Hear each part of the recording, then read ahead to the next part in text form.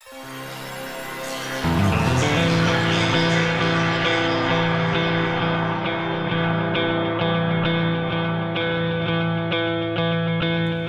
morning. My name is Adam Baldauf. I'm the Senior Industrial Engineer for our Lufkin, Texas site. I'm also the Lean Six Sigma Site Coordinator, so I oversee all of our Lean Six Sigma activities there. This morning I'm going to first give you a little bit of background on our site, Lufkin Operations, and then I'm going to go through in detail kind of what a Site Excellence Plan is and how we use it. Then I'm going to do the same thing for performance management teams, and then I'm going to explain to you how when we put the two of those together we see a lot of added benefits, and just kind of go through some of that stuff. So first of all, Missiles and Fire Control Lufkin Operations. We are a subdivision of Lockheed Martin. It's one of the largest defense contractors in the nation, about 123,000 employees worldwide. Lockheed Martin is divided into four main divisions. The first one is aeronautics, and that's the one you're probably most familiar with the products from. You've got the F-22 Raptor, the Joint Strike Fighter. A lot of the jet fighter planes come out of that division. The second division is electronic systems, and that's going to be fire control systems, sensors, missiles, all those types of things. Then you've got space systems, which is pretty much if it's going out of the atmosphere, space systems handles it, and that might be satellites, rockets, anything like that. The last one is IS&GS, and they're kind of more of an information service, IT, organizational type area. Missiles and Fire Control is a subdivision of electronic systems, and that's what Lufkin falls under. And some of the products we build are the Patriot 3 missile. We build components for that. The Guided Multiple Launch Rocket System, the Army Tactical Missile, as well as the THAAD battery, which stands for Terminal High Altitude Area Defense Missile. We use a lot of acronyms at Lockheed Martin. I'm going to try and spell them all out before I say them, but try and bear with me on that just a little bit. A little bit about Lufkin Operations. We were established in 1995, and we expanded and doubled size in 2010. Our focus statement, as you can see, is that it's to fulfill the mission of our site while demonstrating honesty in our actions, dependability in executing our objectives, and determination in achieving our goals. Our mission statement is to set the highest standards of excellence in producing and integrating electronic systems with a focus on customer, people, and product. And that focus on customer is very important for us because we support the warfighter, and our slogan as a company is we never forget who we're working for. So we take that very seriously in all of our work. Now Lufkin, our capabilities, we are a center of excellence for electronics assembly, and we provide both manufacturing and production support for all of the Lockheed Martin Missiles and Fire Control programs during both their development and production phases. So we handle some R&D type work, prototyping, as well as full-scale production when we get to that level. A little bit more about the site. We have about 214 employees right now. 184 of those are permanent employees, along with security and IT. We also have currently about 28 temporary employees, and we bring in temporary employees through some of the temporary agencies in town. We do a screening process, then we basically just bring them in on a trial basis, make sure they're going to work out before we fully invest in all of the training. You can see on there also that we have about 5.3 years as the average time of service with our site, and the average age of our employee is only 38, so we are a very young site. We like to bring in a lot of the young talent in the company, develop them, and make them future leaders for the company. We're about a 100,000 square foot facility. About 40,000 square foot of that is manufacturing. About 11,000 is test and environmental stress screening. About 7,000 of our square feet is closed room manufacturing, which just means it's a classified environment. And then the rest is taken up by warehouse administration. We do work 4-10 shifts. We have 2 full shifts, day and night, but we also do shifted swing shifts, so we have some shifts running Monday to Thursday, others running Tuesday to Friday, so that we can utilize as much of the week as we can without doing overtime or any of those things. We are ISO 9001 certified, AS 9100, ISO 14001, and OSHA 18001 certified as well. Some of our competencies. Circuit card manufacturing is one of our main areas. We do surface mount devices, through-hole components, wave soldering, selective soldering, automated X-ray inspection, which allows us to look at all areas of the board, including what's inside the board, to make sure that non-visible defects are caught as well. We do circuit card testing, conformal coating, which is just a fob protection method, environmental stress screening, which basically just means we'll raise our products to high temperatures and low temperatures, and we'll vibrate them at very high G levels just to make sure that they'll work under pretty much any condition. New competency we're bringing online is laser welding and then milling. And then we also have a cable harness area. So you can see by all of this that we are a very diverse shop. We have a lot of different things we do. We are a job shop atmosphere.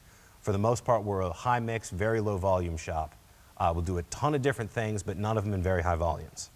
So that's to give you a bit of a framework for how we use these things. A little bit more about the site. We've had no lost workday injuries on site since November of 2006. We've only had 6 recordables since we opened in 1995, and our total work comp cost since we opened is only $2,000. This past year, we were named a OSHA Star VPP site, which basically means it's a voluntary program with OSHA where we step forward and say we maintain higher standards than are required. They come in, audit us, and they recognize us for that as well. Security-wise, we have had no DSS findings since we opened. We've been rated superior 6 out of the last 7 years, and were awarded the Cogwell Security Award in 2008. So that's just a little background on the site to give you a framework for the type of facility we use these items in. So now I'm going to talk about a site excellence plan and what that is. So a site excellence plan, the first question is who's involved with developing one of these? Well, the answer is you need your leadership in there and you need your Lean Six Sigma practitioners, because these are the people that are going to be pushing for these things and running them. So what is a site excellence plan? Well, it's a combination of a strategic and a tactical plan. The strategic plan focuses on the metrics of the business, and the tactical plan analyzes those metrics to make sure you're maximizing your return on investment in any events you're doing. When do you update and create the site excellence plan? It's pretty much a living document, so you want this thing being updated constantly, monitored, and it's just kind of a cyclical process. You're always going through with it. You're never done with the site excellence plan. And then how does it work? Basically, it's a measurable tool for all of your site's major Lean Six Sigma activities. It's a great reporting tool up and downwards. Essentially, it's a single document. It summarizes all of your continuous activity improvements for the entire site. So first part I want to talk about a little more in depth is the who of it. We structure our site excellence plan kind of like a PowerPoint presentation, very similar to what you're looking at here. The most important part of the who is that leadership team. The leaders need to be committed to championing, sponsoring, or leading the continuous activity improvements. And the leaders I'm talking about here are your site directors, functional managers, program leads, and your frontline supervisors, because that's where your team leads are going to come from. The next group you need to make sure is involved and buys onto the plan is your Lean Six Sigma practitioners. And these are going to be any available resources you're expecting to have facilitate your continuous improvement activities. Master black belts if you've got them, black belts absolutely, and then probably your key green belts for your site that you're going to be putting into roles. And then lastly, what you want on here is a focus statement. And this is to basically just clearly articulate in a concise statement, why do you have this site excellence plan and what do you hope to get out of it? Basically, why are you going through this whole exercise? So onto the what of it, the strategic plan and the tactical plan. First, you need to develop that strategic plan, which has probably already been identified for your site at a high level. And that's going to be your key site metrics and goals. And essentially, they're the high-level metrics that are key to your organization's success. This could be hours per unit, defects per unit, rework cost, scrap cost, safety. You might have, reduced injuries, lost time, day away from work cases. Whatever your high-level management at the site decides, this is what determines if we're successful. That's the sort of stuff you need to be going after with this plan. Just to give you an example, some of the critical measures we look at HPU, we look at the percentage of our parts on takt time, and if you're not familiar with takt time, that's essentially what's that beat pace you need products coming off the end of the line in order to meet your customer demand. We look at defects per unit. We look at a metric that we call cost performance index, which is essentially a roll-up of our efficiencies, scrap cost, rework costs. So it's kind of a holistic cost measurement for us. And then we have 2 others called cost avoidance and cost reduction. And those 2 metrics essentially just look at, from the actions and ideas we're implementing, how much money are we saving us, how much money are we saving the customer. And then from that, you're going to create your tactical plan. And your tactical plan is going to take those critical measures and do data analysis on those, looking for your heavy hitters. Now your heavy hitters, once you discern them, you're going to prioritize those for the impact, and that priority is what should drive your continuous improvement activities. For example, this is how we go about doing that. We'll take all of our critical measures, And you can see on the top of this chart, we have our total labor hours in HPU, rework losses, scrap losses, defects. We look at cycle time variation, and we also look at our performance of actual hour to standard hour. And then we go through and we just identify the top 10 or 15, kind of however the Pareto falls out, and say, okay, these are the top offenders in this category, this category, this category, and then we just chart them all. And we look for things like, you see on here for the execution strategy, well, hey, part number alpha hits in HPU, rework losses, and scrap losses. So that might be a good one to attack because we might be hitting 3 categories right there. But beta, if you look at that one, it's got total labor hours, rework losses, scrap losses, cycle time variation, and your actual to standard performance. So just by a quick data analysis, you can see, hey, this part's hitting on almost every category. This is something we definitely need to look at. Now, this is a good tool and a way to do it. One thing you're going to want to make sure you don't ignore is your top hitter in any one category. For example, a couple years ago when we were doing our analysis, we had one part number that only showed up in one category, and that was total labor hours. Its HPUs are relatively low, not much rework, not much scrap or anything like that, but it is the single highest, it's pretty much the only part number we have in our plant that is a assembly line type item where we have virtually no mix and really high volume. So it hit so high, it probably had about triple the total hour content of any other part number. So we threw that one on the site excellence plan as well because it was just such a high offender in one category. So that helps you identify, while this is good to find your identifiers across all categories, don't ignore if you've got one that just spikes out incredibly from the others.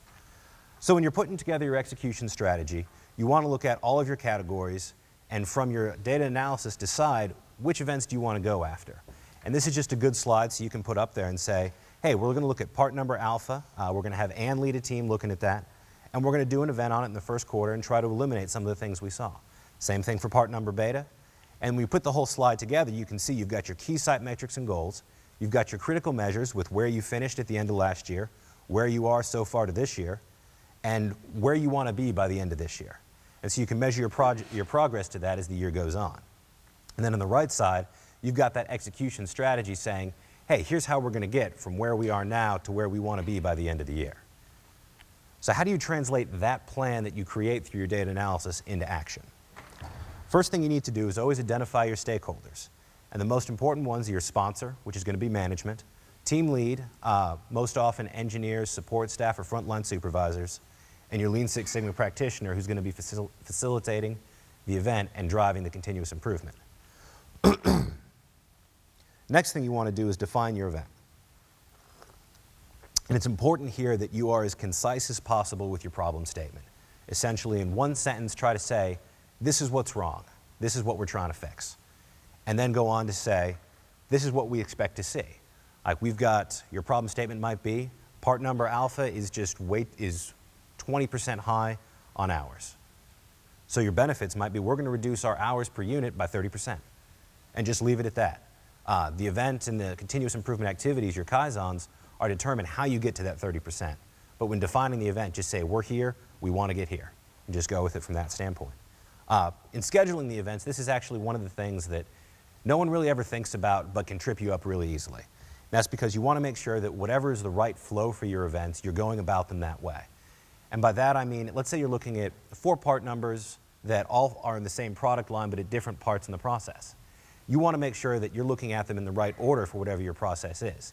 You may want to start at the beginning of that process and work your way through. You may want to start at the end and work back. But just make sure you think about that to make sure you're attacking it in the right way. Or else some of your benefits you identify in one may be wiped out by changes you make in another. You also want to make sure that you're spacing these things correctly.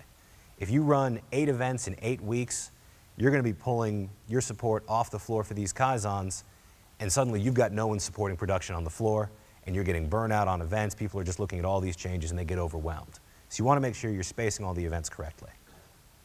Lastly, you want to make sure that you're providing status on these. Beforehand, you provide status by just saying, we're going to have this event this week. As you get closer, you may say at the beginning of the year, hey, this is a 3rd quarter event. And then once you get to the 2nd quarter, you say this is actually a September event. And as you get closer, you want to set the days for the event. Everyone can prepare and be ready for them, and management knows they're coming. And then once you're done, you want to make sure you have some sort of summary that is clear and concise. And by this, I mean, you know, an A3, a 1-page summary, whatever the choice of your company is, make sure you're using something like that that can convey what the problem was, what you did, and what benefits you saw out of it in a quick couple seconds. This chart I call the living document, and this really, in my opinion, is one of the most important ones. And I just put an example together here for XYZ widgets. This is their 2012 Site Excellence Plan. And the first part on the far left, you can see what I call the who category. You've got your sponsor, your team lead, and your resource. So if your site director is looking at your Site Excellence Plan, he can see who's going to be involved with that, so he knows who to go to if he has questions. The next category where it says description, I call this the what. And that just basically says, hey, we're doing a pre-production Kaizen on part number alpha. So you know, okay, this is what the event's on. The next category is the benefits, and that's kind of the why. And the metrics we use in there, we just quickly say QC and S, and that's cost, quality, and schedule. And so we just list what do we expect to hit. That first one, we're hoping to benefit all three categories. The next part number down there, the receiving process improvement, we're hoping to benefit quality.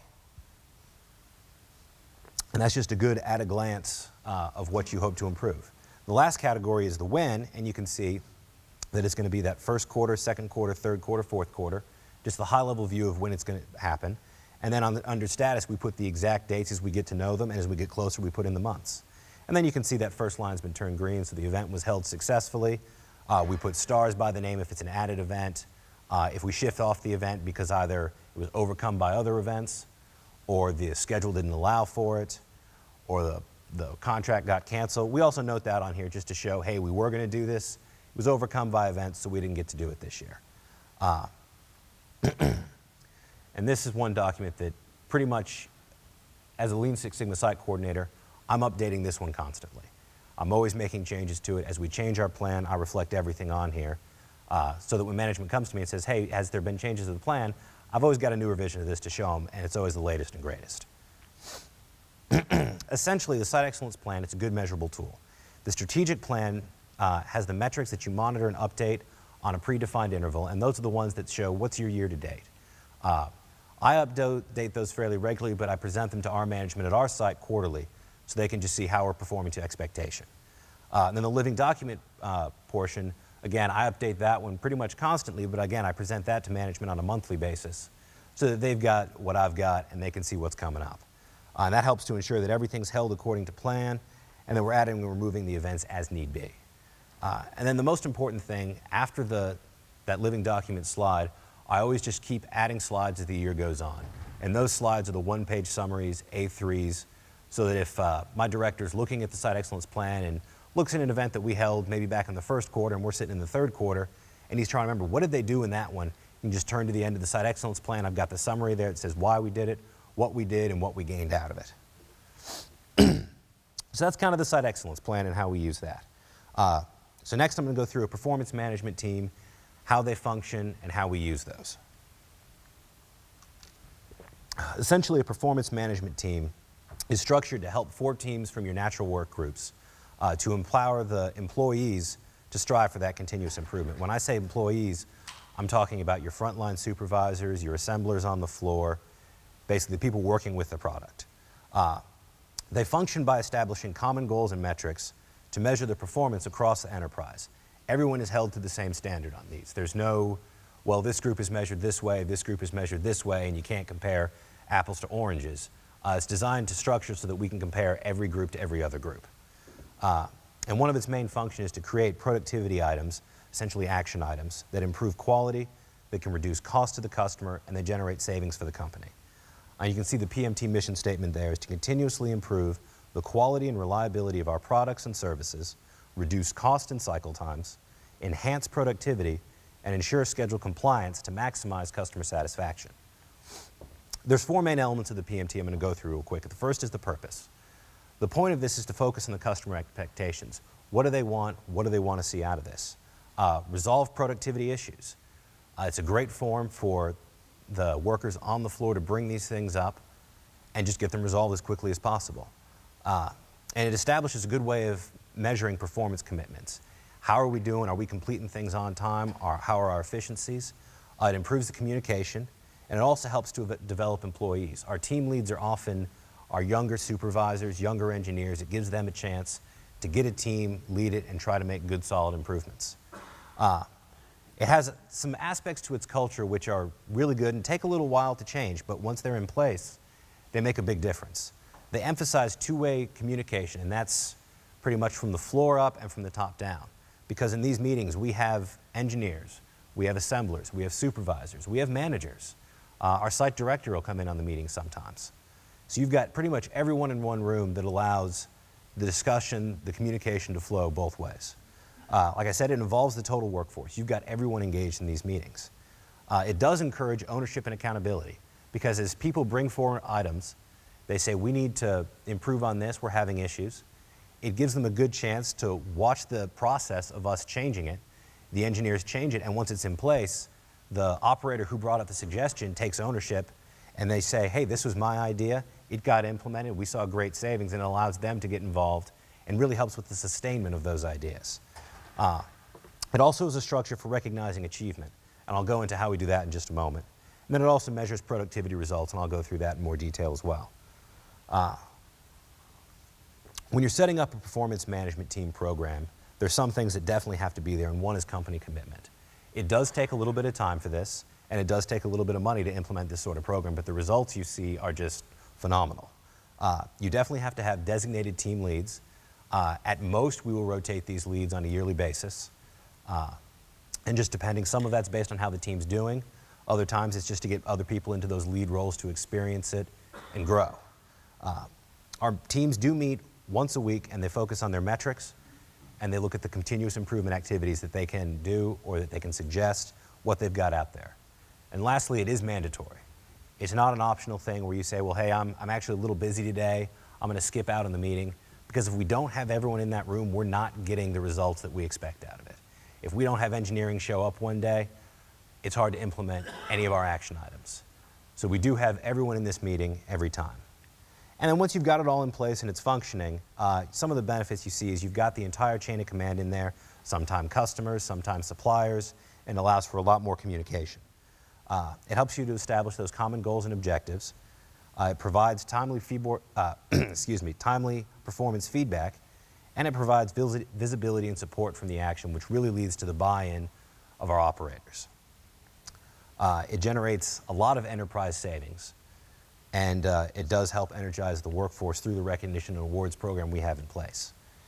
So if you're organizing a PMT program, the first thing you need to do is develop some kind of steering committee, basically just to implement that teaming process. And one of the most important things you'll get out of that is basically we call them a PMT coordinator. And that person is your lead for the site. They pretty much oversee everything that goes on with PMT. Once you have that steering committee, you need to define, why are you putting in a performance management team program at your facility? What's the benefit you hope to get out of it? Basically, what's the purpose of what you're doing? And then define the objectives for the teaming and define the results you want to get out of it. So you know what you want to get out. When do you declare, hey, this is working, we've seen success? And then when you develop the basic structure, you need to decide what's your mission and vision, how are you going to engage your people, how are your metrics going to be structured, how are you going to structure your scoring system, what are the systematic requirements, are you going to track this all through access databases, do you want a homegrown piece of software, is there something on the market? Basically, what's the system you're going to run this in? And then how are your rewards and recognition going to work? And the rewards and recognition leads to the next one, which is the budgetary requirements. How much money do you want to invest in this in terms of recognizing people and that sort of thing? Okay. So the team itself needs to be structured very carefully. You need to have cross-functional participation. And like I said, we've got engineers, manufacturing, we have industrial engineers in these teams, quality engineers, assemblers, supervisors, inspectors. Pretty much you've got a little bit of every function in every team, so you're not just looking at something from one point of view. You generally have 2 to 3 defined roles. We usually have a team lead identified who's going to run every meeting. We have a facilitator in there just to keep things flowing, make sure we're staying on the right track. And we also have a backup, and that person can just step into either role if the other person's absent. And then you have your PMT coordinator, who pretty much oversees the entire program. And then your team's going to be about 20 to 30 people. We hold our meetings once a week for about an hour a week. So we do take those people off the floor for an hour, get them in a room, basically let them know how things are going from management's perspective, and they let us know how things are going from the floor's perspective. And then within the meeting, they look at several different things. They measure their performance to the goals, and that's in terms of quality, cost, schedule, and continuous improvement. And then they like to try and resolve any productivity issues they've found, and then identify new productivity items that can help to improve the product and service. This is an example of some of the metrics we look at in our PMTs.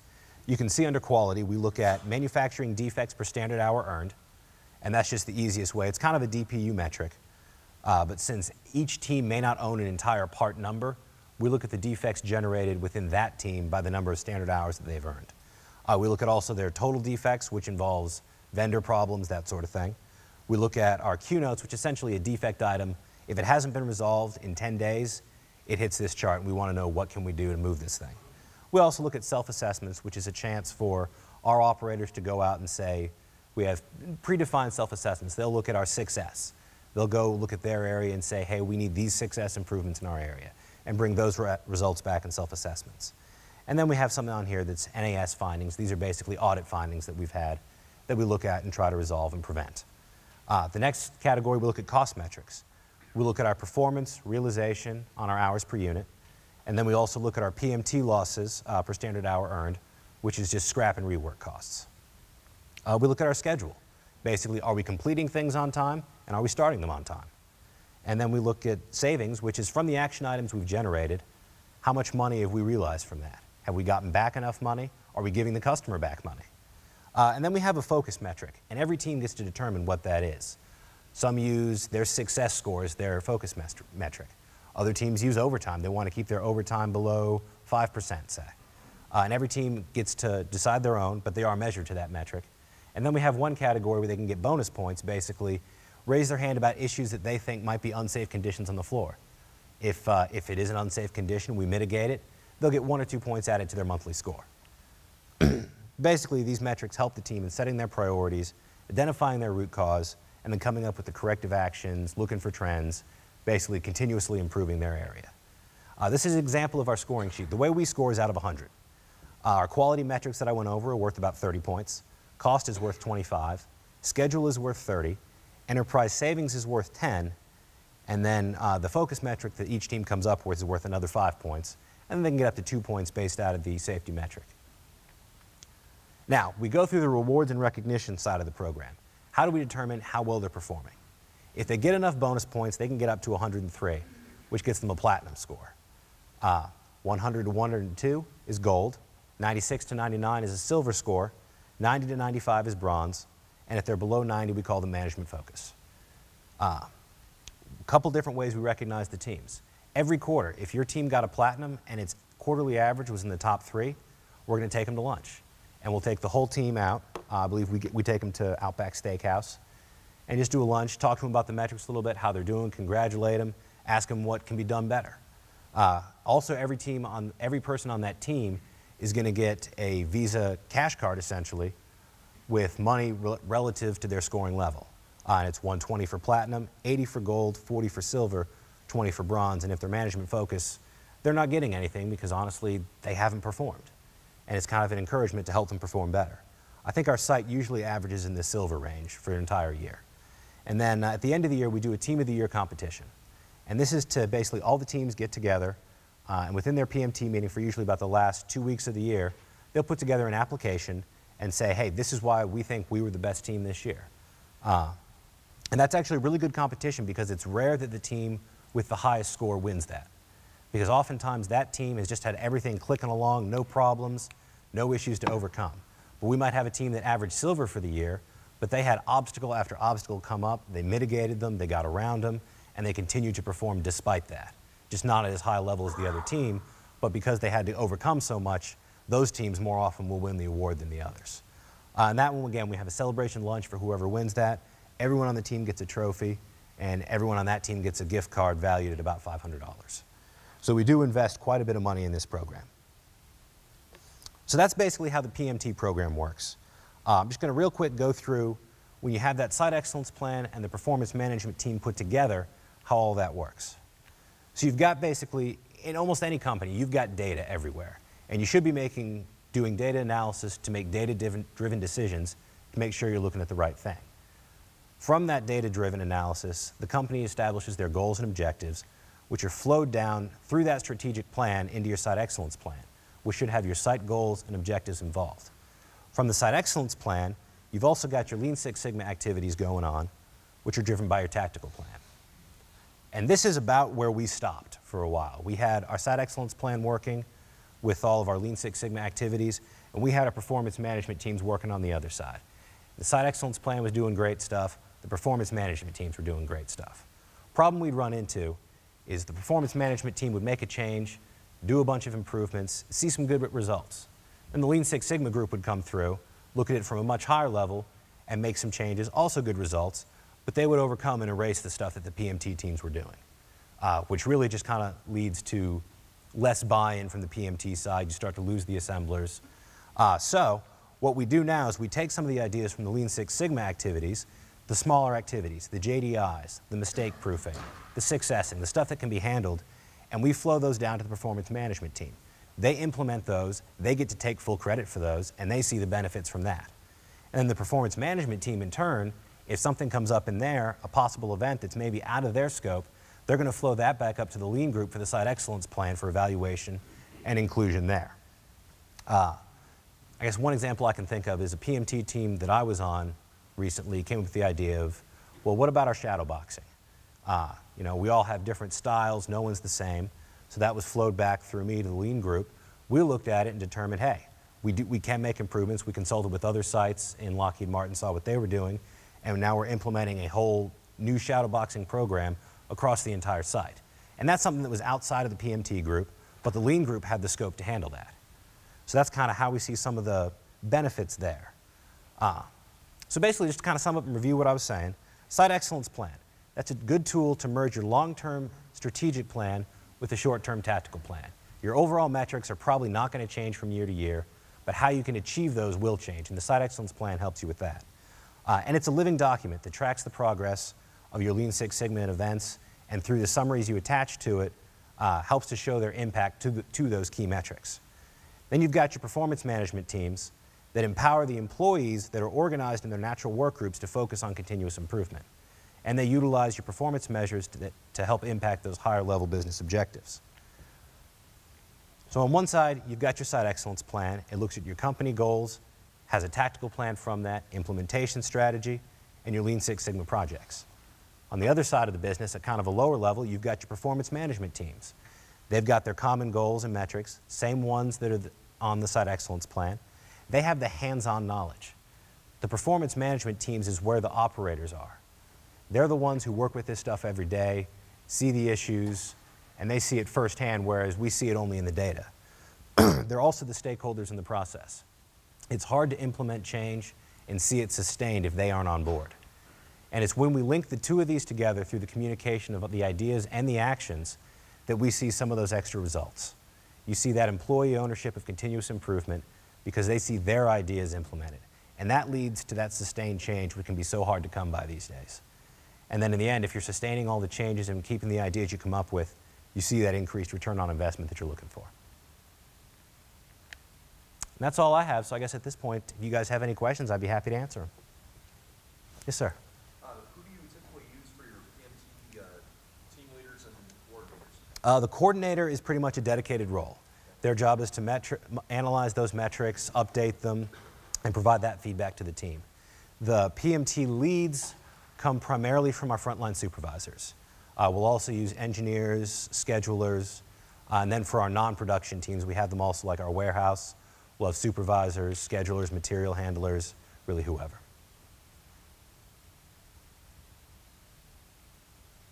You run more than one shift? We run 2 shifts, both day and night. How do you coordinate associate involvement between the two? Your meetings on overlapping time? No, the PMTs, pretty much we have separate PMTs for the day shift and night shift. I think we have, Keith, you could tell me. Yeah, we have 9 teams for 212 people. Okay, we have 9 teams total. Only one of those is on night shift. Pretty much the entire shift is on one PMT team. The other 8 are day teams, and the support staff for the PMT comes from whatever shift it's on. Interesting. You get a lot of pushback from the night shift. If all Generally, the changes that we come through the day shift, we have our PMTs structured by kind of the functional area in the shop. So a lot of the changes that come through on the day shift won't affect the night shift because the night shift is the one that deals with that product that we have that is the assembly line flow product. So they pretty much, they had one in their event actually last year where we actually incorporated and did a lean event with them on night shift, and for that, instead of just doing the event and then telling them what we came up with, we moved our support staff for that week to the night shift. I came in on nights, a couple of our engineers that weren't on nights came in, and we did the whole thing on night shift so that they were involved with every part of that change.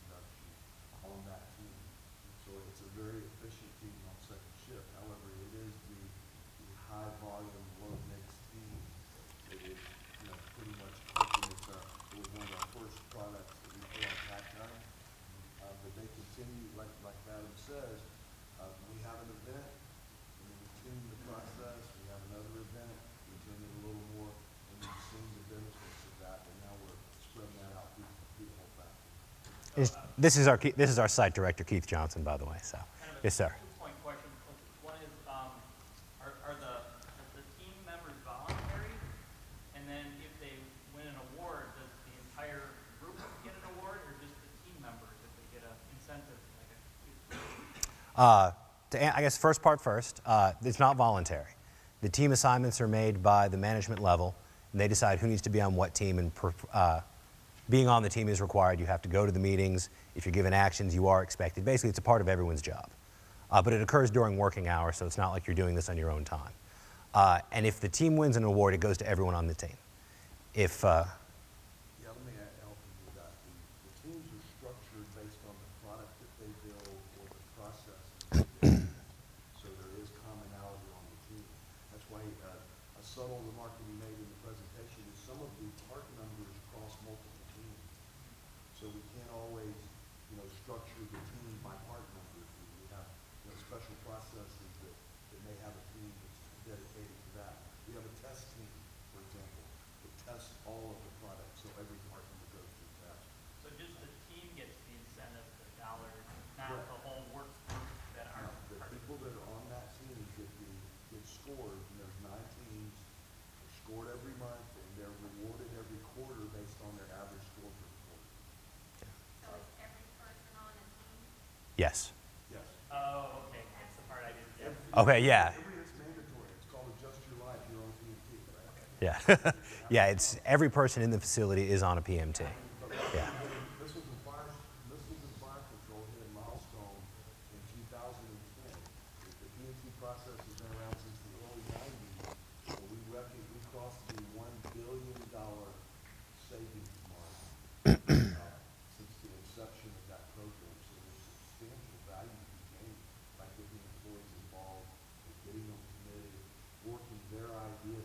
The frontline people, they're the ones that have all the ideas. And to add on to what Keith was saying, a couple of years ago, we were probably at about, between our lean group and PMT, when they were kind of disconnected, we were running in the 400,000 to 500,000 a year in savings, avoidance, and reduction. I think this past year, and since we've linked them, we've seen increases every year, and we were around the, just for our site, which is a smaller site, around the $4 million mark. Yeah, we have $4 million in savings on about $15 million in base. And we've got a goal this year of almost $5 million. We've got a lot of momentum with this process, and Adam hit on it. We had 2 standalone processes, the lean process and the PMT, and it's how do you keep them from stepping on each other, unchanging changes, and we needed that link and that coordination. And we've done a really good job of making that happen in the last year. Yes, sir. PMT, is that something that you developed? It's something that Lockheed Martin did develop, not at our site, though. Yes, sir. How many full-time improvement people do you have on Full-time improvement, the only two that are probably dedicated to that is myself and our PMT coordinator. All of our industrial engineers are going to the black belt level. We have about 6 black belts at this time, but almost all of our support staff is green belt certified as well. Black belt, they're full-time black belt? No. No, we'll take, I'm probably the only one that is a full-time black belt. The rest, we might have quality engineers that are black belts, but they'll help me out and basically run an event or two for me a year, but most of the time they're working like back in shipping quality, receiving quality, doing normal jobs as well. Sir? How do you define the scope of like what the PMT can accomplish versus what needs to be done on a Six Sigma project? A lot of that happens in the event itself. What they may do at first is someone will raise their hand, bring up an idea, it'll go on the action item list and get assigned to one of the support staff. And if that support staff can fix it, they will. If they can't, and they may come back to the team and say, hey, this is actually a much bigger item than we thought it was. And it's pretty much they'll make that determination, bring it to my attention, and then I'll make the call as to which way we want to go with it from there. Yes, sir. It's more of a question for the group. We use, on our rewards and recognition, we use a percentage of the savings from each team. We wonder if anybody else is doing that. We gave away close to $100 last year savings to members. That worked very well for us. If you give back $100,000 and make $4 million, that's a pretty good trade. I think we actually used to run our program like that a while back, except we ran it for just the person who came up with the idea and implemented it. So you might have 2 to 3 people on the team receiving the award, which encouraged those people, but it's when ideas got shot down that we started to see a little bit of a drawback from those members, because you always saw the same 3 people getting the awards and they just kind of let them do it. And we saw some ideas start to get bypassed because of that, but it does work. Yes, sir.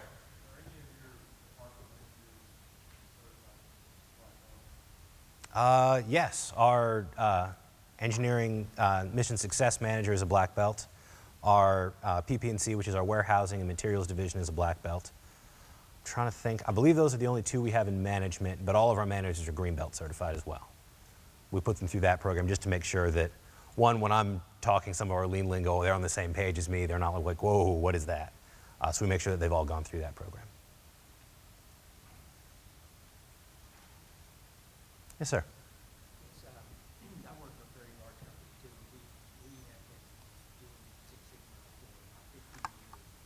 I'm curious to see how you divide the Six Sigma and the Lean. Is it, it's all one group? Do you have, is there a separate project? So if you're going to do a MAG project, is that just with the MAG project, or is there a portion of it that you incorporate Lean into? It's a good question. It kind of depends from case to case when we look at these things, what the scope of it is, how it's heading, if we decide if we want to go just from a lean standpoint or if we want to go at it from a Six Sigma. Generally, if we're looking at a part number, we're looking at it from a lean perspective. If we're looking at one of our processes like wave soldering or selective soldering, we're looking at that from a Six Sigma perspective.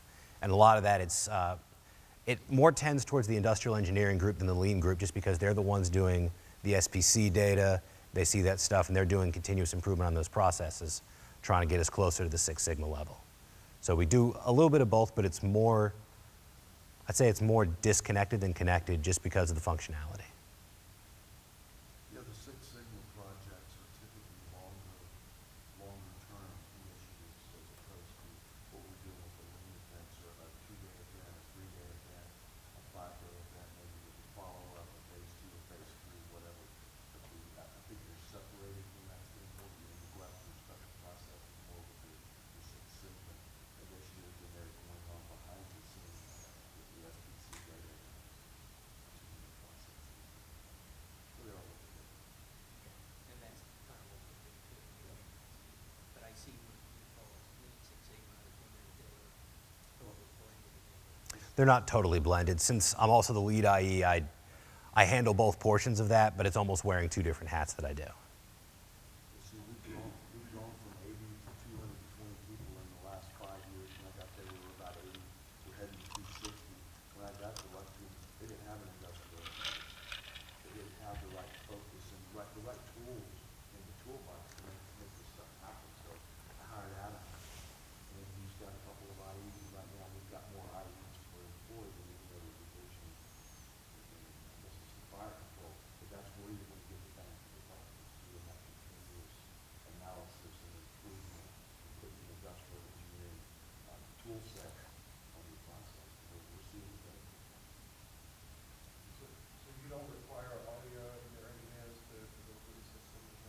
All the engineers go through green belt at least.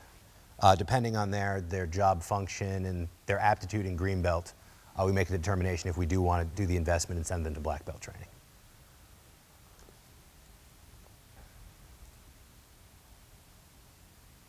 Okay. Well, I guess that's all you guys have. That's all I've got. Thank you very much.